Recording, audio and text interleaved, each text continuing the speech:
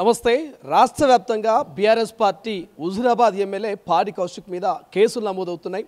So ఏదైతే ముఖ్యమంత్రి రేవంత్ రెడ్డి మీద చేసినటువంటి అనుచిత వ్యాఖ్యలు కావచ్చు, వ్యక్తిగతంగా టార్గెట్ చేస్తూ నువ్వెవరితో తిరిగావో, ఎక్కడ తిరిగావో, ఢిల్లీ కావచ్చు, దుబాయ్ కావచ్చు, జూబ్లీహిల్స్ కావచ్చు, సో నువ్వు ఎవరిని వేధిస్తున్నావు, ఎవరెవరితో తిరుగుతున్నావో మొత్తం డేటా బయట పెడతా అంటూ గతంలో నేను కాంగ్రెస్లో పనిచేసినటువంటి వ్యక్తినే సో ముఖ్యమంత్రి రేవంత్ రెడ్డి సవాల్ విసురుతున్నట్టుగా కొన్ని అనుచిత వ్యాఖ్యలు అయితే ముఖ్యమంత్రిని ఉద్దేశిస్తూ పాడి కౌశిక్ చేసిండు.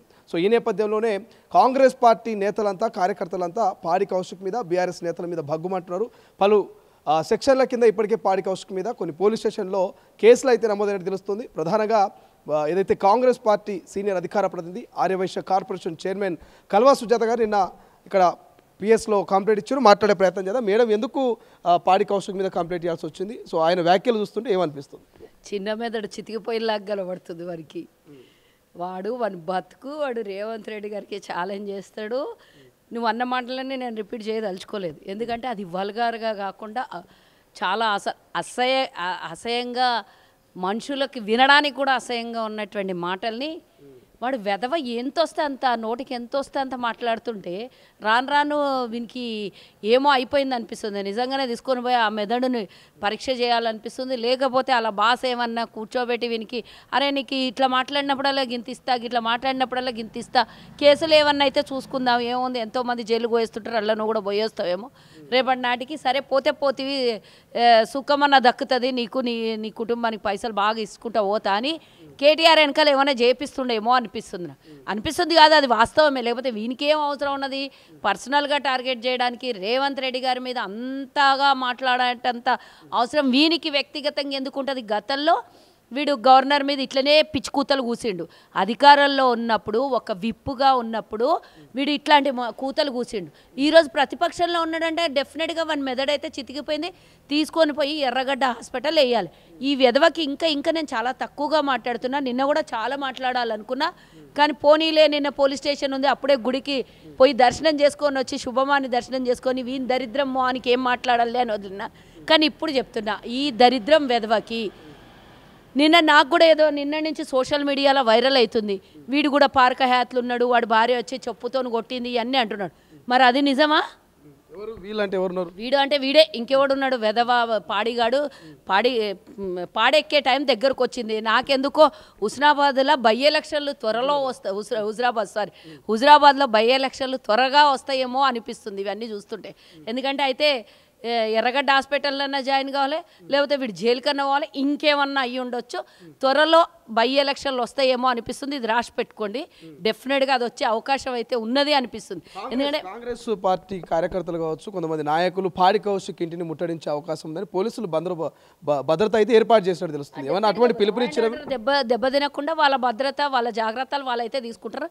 నిన్న నేనే పోలీస్ స్టేషన్లో, బంజారాహిల్స్ పోలీస్ స్టేషన్లో చెప్పేసి వచ్చిన, వీడి మీద కనుక మీరు యాక్షన్ తీసుకోకపోతే నేను బంజారాహిల్స్ పోలీస్ స్టేషన్ ముంగల ధర్నా చేస్తాను. వానింటి ముంగల వీనింటి ముంగల నాకెందుకు, నేను ఎక్కడ కంప్లైంట్ చేసినా అక్కడనే వచ్చి ధర్నా చేస్తా అని చెప్పేసి వచ్చిన నిన్న పిఎస్లో. సో మేము ఇచ్చి ఇంక 24 గంటలు కూడా అవ్వలేదు, వీడియోలు పంపించమన్నారు. వాడు మాట్లాడి రాత్రి వీడియోలు కూడా పంపించినాము. ఒకవేళ వాళ్ళు దీని మీద సీరియస్ యాక్షన్ తీసుకోకపోతే పరిణామం అయితే గట్టిగానే ఉంటుంది. ఎందుకంటే సీరియస్ యాక్షన్ తీసుకోకపోతే ఏం చేద్దాం అనుకుంటున్నాం? డెఫినెట్గా, ఎందుకంటే ఒక ముఖ్యమంత్రి అనేవాడు తెలంగాణకి ప్రజలు ఎన్నుకోబడి అధికారానికి ఇచ్చి ప్రథమ పౌరుడుగా ఉన్నటువంటి ఒక ముఖ్యమంత్రిని, ఆ స్థాయిలో ఉన్నటువంటి వ్యక్తికి వీడు అసలు నాలుక మీద ఉచ్చరించే కనీస ఇది కూడా లేదు, అర్హత కాదు కదా వాడికి, ఏమీ కూడా లేదు. అట్లాంటిది రేవంత్ రెడ్డికి అనాధారంగా ఆధారాలు లేవు, అవసరమైనటువంటి మాటలు కావు అవి. మీరు కూడా గతంలో కేటీఆర్ మీద కొన్ని నిరాధారమైనటువంటి ఆరోపణలు చేశారనే చర్చ జరుగుతున్నది. ఫోన్ ట్యాపింగ్ అయిన విషయం అబద్ధమా చెప్పండి? ప్రభాకర్ రావుని పట్టుకున్న తర్వాత ఆడు చెప్పింది సొంతం కేటీఆర్ కొంపలనే వాళ్ళందరి ఫోన్లు ట్యాపింగ్ చేసిండు అనే విషయం, ఇది అబద్ధమా? వాడు ఇచ్చినటువంటిది, కమిటీకి ఇచ్చినటువంటి స్టేట్మెంట్ తప్ప? మేము అప్పటి నుంచే రేవంత్ రెడ్డి గారు కాదు, మాకు పార్టీలో ఎవరు ఎక్కడికి కదులుతున్నారు, ఎక్కడికి వెళ్తున్నారు, మా కదలికలన్నీ, మా వ్యవహారాలన్నీ వాళ్ళకి ముందస్తుగానే తెలుస్తున్నాయి అని అంటే మేము అనుమానాలు వ్యక్తం చేసినాం. అధికారంలోకి వచ్చినాక ప్రూవ్ చేసినాం. మేమన్నాం కదా అని చెప్పి అదేం చూసి పులిని చూసి నక్కవాత పెట్టుకున్నట్ల రేవంత్ రెడ్డి గారి 70 మంది రేవంత్ రెడ్డికి కానీ, పార్టీకి సంబంధించి కానీ, వ్యాపారస్తులే కానీ, కుటుంబాలే కానీ, సెలబ్రిటీలే కానీ, మాకు తెలిసి అప్పుడు 70 మంది అనుకున్నాం. కానీ వందలాది మంది, వేలాది మంది ఈ ఫోన్ ట్యాపింగ్ బాధితులు మంత్రులు ఉన్నారు. వాళ్ళు చేసేది తప్పు అనుకుందాం, మరి మీరేం చేస్తున్నారు? మీరు కూడా సొంత పార్టీ మంత్రులు అయ్యి ఎమ్మెల్యే కార్పొరేషన్ చైర్మన్ అయ్యి ఫోన్ ట్యాపింగ్ అవుతుందా లేదా? వినాలి శ్రీ, నువ్వు చేసినావు అని చెప్పి పులిని చూసి నక్క వాత పెట్టుకొని చారాలు వచ్చినాయి అని చెప్పేసి అందరు ముంగల పోయి నేను పులిని అని చెప్పుకుంటే కాదు. ఈరోజు మీరు చేసిన పని అందరు చేస్తారని ఎట్లా అనుకుంటావు? కేటీఆర్ పక్కన కూర్చొని కేటీఆర్ చెప్పినట్ల కేటీఆర్ చేసినట్ల కేటీఆర్ చేసిందే కరెక్టు, కేటీఆర్ చెప్పిందే కరెక్టు, వాడు ఏమనమంటే వీడు అది పిచ్చుకొచ్చి పిచ్చి కూతలు కూస్తున్నటువంటి వీడిని అందరికీ పచ్చకామరలు వచ్చినోనికి లోకమంతా పచ్చగానే కనబడుతుందంట. అంటే కాంగ్రెస్ పార్టీలో అలజడి లేదు, కాంగ్రెస్ పార్టీలో ఎవరు కొట్లాడుకుంటలేరు, వాళ్ళ కొంపల కొట్లాటలు అవుతున్నాయి. వాళ్ళు పార్టీలు పార్టీలో ఉన్నటువంటి వాళ్ళందరూ ఒక్కొక్క గ్రూప్ రాజకీయాలు చేసుకుంటా కొంప అంతా కొల్లేరైతుంది. కాబట్టి కాంగ్రెస్ పార్టీకి 24 గంటలు వీళ్ళు అనుకునేది ఏంది? వీళ్ళు విడగొట్టాలి, ఎమ్మెల్యేలు విడగొట్టాలి, మంత్రులు విడగొట్టాలి, కాంగ్రెస్ పార్టీ నాయకుల్ని విడగొట్టాలనుకొని కంకణం కట్టుకున్నటువంటి వెధవలీళ్ళు. కాబట్టి ఎక్కడ ఏ కుంపటి రాజుకుంటలేదు. ఏదో ఒకటి చెయ్యాలి కదా, అలజడి చెయ్యాలి. అయినా నువ్వు ఎన్ని కూతలు కూసినా ఎవడేం బలుకుతలేరు. రాజులు పోతుంటే కుక్కలు మొరుగుతున్నాయని ఇడిచిపెట్టిరు మా వాళ్ళు. కాబట్టి వీడు ఏదన్నా ఒకటి ఇట్లాంటి వ్యవహారం మంత్రుల ఫోన్ ట్యాపింగ్లు చేసినారు, 16 మంది ఇంకోటి నేను ఇవన్నీ నువ్వు మాట్లాడినావు కాబట్టి నేను ఆ మాటలు నా నోటితో నేను ఉచ్చరించదలుచుకోలేదు. నేను కూడా ఒక మహిళని. నువ్వు చేసిన తప్పు, మీరు చేసినటువంటి నిజంగా మీరు చేసిన పనిని మంది మీద రాసి బురద జల్లే ప్రయత్నం చేస్తున్నారు. కాబట్టి ఈ దొంగ వెధవలకి ఒక్కటే, నీ దగ్గర ఆధారాలు ఉన్నాయంటున్నావు. నేను కూడా కాంగ్రెస్ పార్టీలనే పనిచేసినాను. ఎన్నేళ్ళైరా నువ్వు కాంగ్రెస్ పార్టీని ఇడిచి? 5 ఏళ్ళు అవుతున్నది కాంగ్రెస్ పార్టీని ఇడిచి. నువ్వు 5 ఏళ్ల నుంచి ఆధారాలు ఉంటే బయట పెట్టవా? అప్పుడైతే నీ గవర్నమెంట్లో నువ్వు బీఆర్ఎస్లోకి పోయినప్పుడు అదే గవర్నమెంట్లో చచ్చినావు కదా, విప్పుగా కూడా ఉన్నావు కదా, ఎమ్మెల్సీ అయినావు, ఎమ్మెల్యే అయినావు. నీకు ఇంత అర్హత ఉన్నా కూడా నువ్వు బయట పెట్టలేదు. ఇప్పుడు మీ అందరి ఫోన్లు ట్యాపింగ్ అయి బయటకు వస్తుంటే రేవంత్ రెడ్డి గారి విషయాల్లో నువ్వు మాట్లాడుతున్నావు. నువ్వు చూసినావురా బద్మాష్ బడవా? రేవంత్ రెడ్డి గారు ఏడికి పోయినరు, ఏం చేస్తున్నారు అని అంటే నువ్వు ఇంకా ఫోన్ ట్యాపింగ్లు చేసుకుంటూనే ఉన్నావు అని అర్థం కదా. రేవంత్ రెడ్డి గారు ఏడికి నీకు తెలుసారా? కుక్క, నువ్వు వాళ్ళ ఇంటి ముంగల కాపలా కుక్కవారా నువ్వు? ఏడికి ఏడ చూసినవరా నువ్వు? ఏడవైంది నువ్వు ఏడ పట్టుకున్నావురా? నీకు ఆధారాలు ఉంటే బయట పెట్టాను రాదా? ఎవడో మాస్క్ వేసేసి బండి మీద కూర్చున్నట్ల అవన్నీ ఫోటోలు పెట్టి ఇవన్నీ మార్ఫింగ్లు చేసి నీదో ఒకటి తెలుగు సబ్స్క్రైబ్ అనేది కదా. ఒక పలానా హీరోయిన్ దగ్గరికి పోయిండు రాత్రి టైంలో అని చెప్తున్నాడు. ఏ హీరోయిన్ పేరు చెప్పలేను కానీ హీరోయిన్ దగ్గర ఇన్ని చెప్పినావు గదెందుకు చెప్పవు? మహిళల మీద సానుభూతి అంట. వీని బొంద, వీని బతుకు, వీని పీనుగు, వీని దిక్కుమాలని పిండాకుడు, వీని బతుకుల మన్నుబోయ్య వీడు చెప్పడంట. గవర్నర్ పట్టుకునే తిట్టిన వెధవ వీడు పేరు చెప్పడంట. వీనికి చెప్పే శాత కాకపో అసలు నిజాలైతే కదా అవి చెప్పడానికి వానికి దమ్ము ఉంటుంది. ఆయనకి దిక్కుమాలిన నేను బూతులు మాట్లాడలేకపోతున్నా కానీ నేను కూడా ఒక మహిళనే. గతంలో ఈ దరిద్రునికి మేము చెప్పులు ఎత్తినాం, కేసులు పెట్టినాం, ఏం చేసినా కూడా తగ్గుతలేడు. కాబట్టి నేనేమంటున్నా అంటే వీన్ని తీసుకొని పోయి ఇమీడియట్గా పట్టుకొని పోయి వీనికి పిచ్చి కుక్క గడిచడానికి తీసుకొని పోతారు చూడు, అట్లా రోడ్డు మీద గుంజుకొని పోయి తీసుకొని పోయి ఆడేస్తేనే చక్కగా అవుతారు. లేకపోతే ఏ పని ప్రభుత్వం చేస్తుంటే దాన్ని అడ్డుకోవడానికి చెడ్డగా క్రియేట్ చేస్తాడు.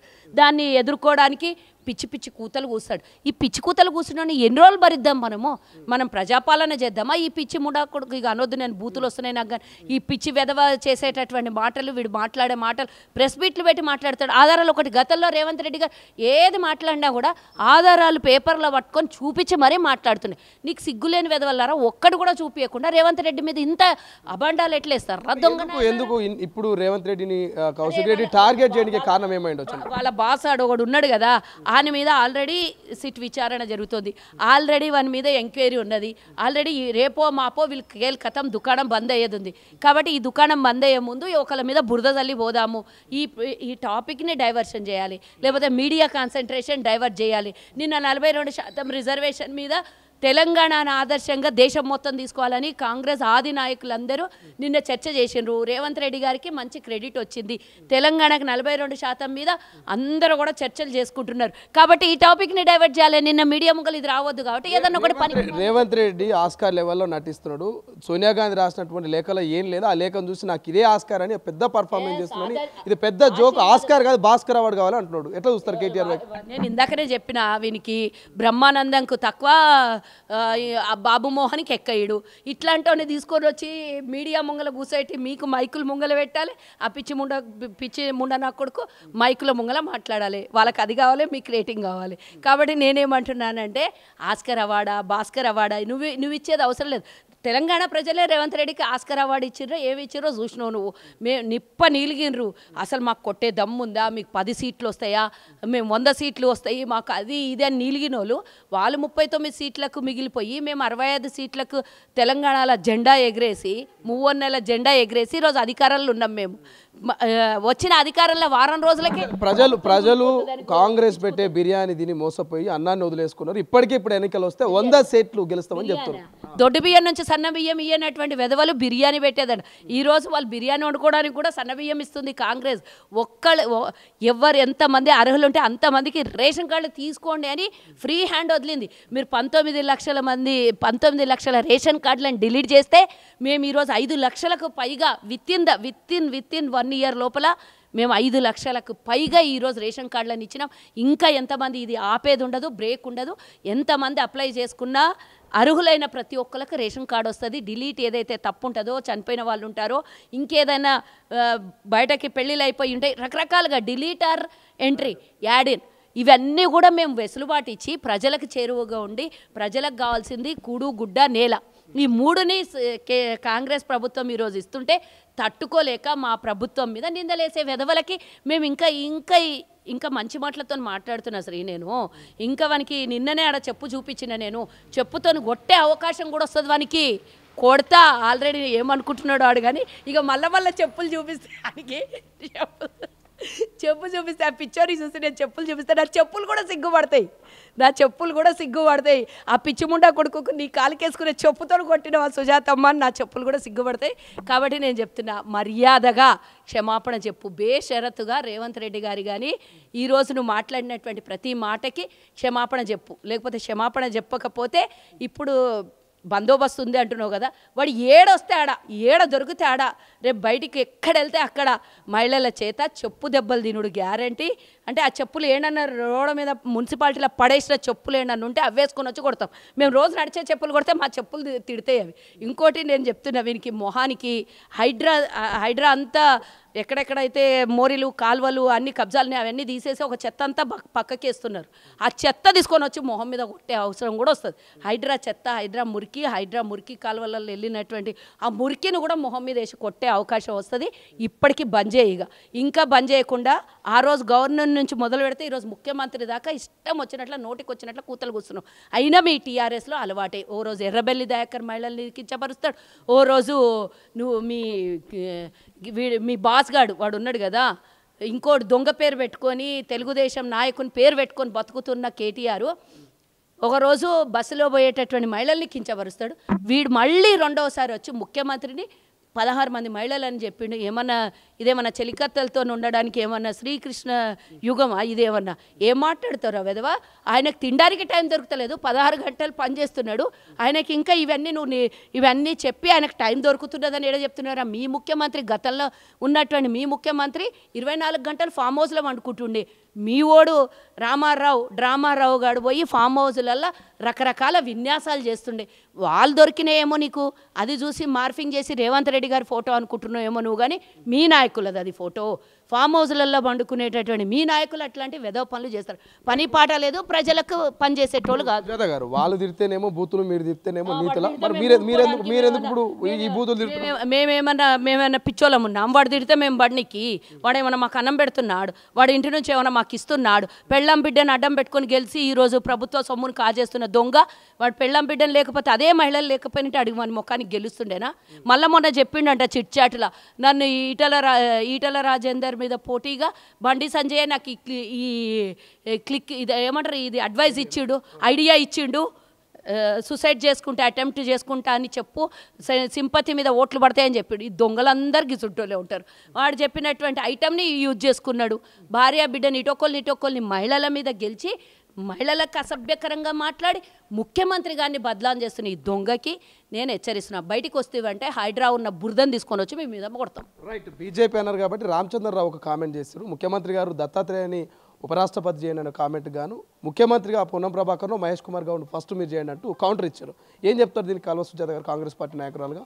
ఈరోజు మహేష్ గౌడ్ గారు మా పిసిసి అధ్యక్షులు, మా పార్టీకే ఆది నాయకుడైన రేవంత్ రెడ్డి గారు గతంలో పిసిసి అధ్యక్షుడు ఉండే, ఇప్పుడు మహేష్ కుమార్ గౌడ్ ఉన్నారు దానికి. ఈరోజు ఇంకెవరి పేరు చెప్పినాను, పొన్నం ప్రభాకర్ గారికి. ఈరోజు పొన్నం ప్రభాకర్ గారి అంటే మంత్రిత్వ శాఖ ఎంత పెద్దది అది. ఈరోజు 200 కోట్ల మంది మహిళలు ఉచితంగా బస్సులో ప్రయాణం చేయడానికి అవకాశం కల్పించినటువంటి పొన్నం ప్రభాకర్ గారు, ఈ తెలంగాణలో ఉన్నటువంటి 200 కోట్లు టికెట్లు కట్ చేసినటువంటి మహిళల ఆశీర్వాదం పొన్నం ప్రభాకర్ గారికి ఉంటుంది. ఇప్పుడు కాకపోతే రేపు ఇంకెవ్వరికైనా అవకాశం వస్తుంది మా కాంగ్రెస్లో. కానీ మీకేమన్నా అవకాశం వస్తుందని మీరు రాసేయగలుగుతారా? కాంగ్రెస్లో ఏదైనా సాధ్యం ఇవ్వడానికి అనేది ఖర్గే గారి నుంచి మొదలు పెడితే ఈరోజు పిసిసి అధ్యక్షుడు మహేష్ కుమార్ గౌడ్ కానీ, ఈరోజు 5 మంది దళితులకి మా దగ్గర గిరిజన దళితులకి 5 మందికి కీలకమైన పదవులను ఇచ్చినాం. ఈరోజు ఎవరైతే దళితుడిని ఉప ముఖ్యమంత్రిగా తీసేసిండో కేసీఆర్, అదే దళితుడిని తీసుకొని వచ్చి మేము ఈరోజు స్పీకర్గా పెట్టినాం, మేము ఉప ముఖ్యమంత్రిగా పెట్టినాం. మేము ఇన్ని శాఖలలో మేము ఇచ్చినాము. మీకు ఏం శాతనవుతుంది? మీకు ఇంకా శాతగాని వాళ్ళు మీరు బీసీ ముఖ్యమంత్రి, అది గెలిచేది లేదు సచ్చేది లేదు కాబట్టి బీసీ ముఖ్యమంత్రి అని అనౌన్స్ చేసుకున్నారు. ఏం చెప్తారు రామచంద్రరావు గారికి? స్టూడియో ఏం చెప్పదలుచుకున్నారు మీరు రామచంద్రరావు కామెంట్స్కి? రామచంద్రరావు కామెంట్స్కి నేను చెప్తున్నా, ప్రజలు ఇచ్చిన ఆశీర్వాదంతో రేవంత్ రెడ్డి గారు ముఖ్యమంత్రిగా ప్రజలు ఆల్రెడీ మెంటల్గా డిసైడ్ అయ్యి గెలిపించారు. కాబట్టి ఆ అవకాశం ఏఐసిసి ఇచ్చింది. ఏఐసిసి ఎవరికి ముఖ్యమంత్రి అని పలానోళ్ళకి షీల్డ్ కవర్లు వస్తే వాళ్ళే ముఖ్యమంత్రి అని రేవంత్ రెడ్డి గారు గతంలో పిసిసి అధ్యక్షుడిగా ఉన్నప్పుడు చెప్పిండు. వారికి ఈరోజు పీఠం ఎక్కించి కూర్చోబెట్టిన ఏఐసిసి వారు ఏం చెప్తే అది వింటానని ఆ రోజు చెప్పిండు, ఈరోజు చెప్పిండు, రేపు చెప్తారు, ఎల్లుండి కూడా చెప్తారు.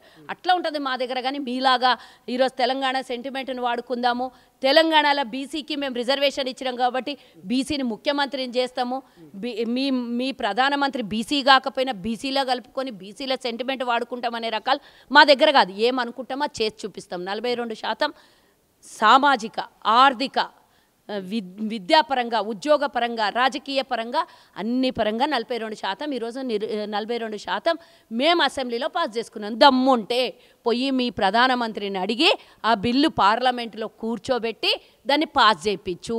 దాన్ని మైనార్టీలాగా అడ్డం పెట్టుకొని దాన్ని అడ్డం పెట్టుకొని ఏదో చేద్దామనే ఆలోచనలు ఉంటే మెడలు వంచిపిచ్చి మరీ రాబోయే కాలంలో రాహుల్ గాంధీ కొట్లాడి మరీ బీసీ రిజర్వేషన్కి పునాది వేస్తాడు. అది గుర్తుంచుకోండి. ఫైనల్గా కౌశిక్ రెడ్డి అంశం గురించి ఏం చెప్తారు?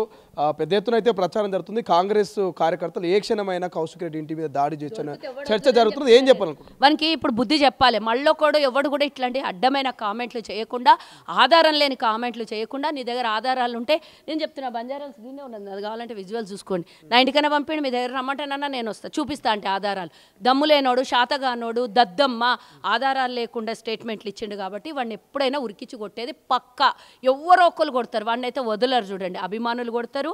తెలంగాణ ప్రజలు గౌరవించే ముఖ్యమంత్రిని ఈ విధంగా అనుచితమైనటువంటి వ్యాఖ్యలు చేసిన ఎవ్వడు కూడా వదలడు. ప్రజాపాలన సామరస్యంగా మంచి పాలన నడుస్తుంది ఇక్కడ కాబట్టి దాన్ని డిస్టర్బ్ చేసే పని ఎవడైనా చెత్తగా చేసి ఆధారాలు లేని మాటలు మాట్లాడితే వానికి కుక్క కాటుకు చెప్పు దెబ్బ.